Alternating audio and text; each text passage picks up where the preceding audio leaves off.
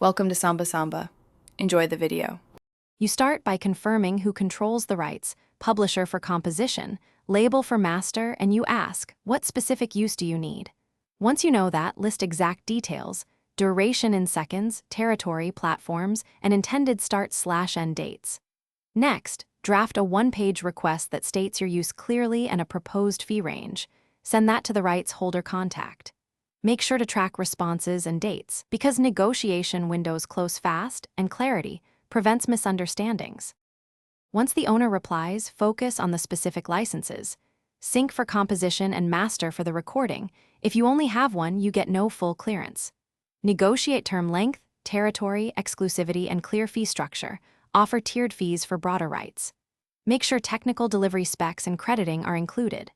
After agreement, insist on a sign license that lists scope, payment schedule, termination rights, and sample approvals. Keep scanned copies organized for compliance and audits. You finalize by implementing all license terms, embed required metadata, display credits, and adhere to reporting and payment timelines. Once done, archive invoices, contracts, and email chains. Make backups in 2 locations. If the rights holder refuses or terms are unaffordable, pivot quickly. Choose a royalty-free track, commission original music, or secure a mechanical or cover license as a fallback.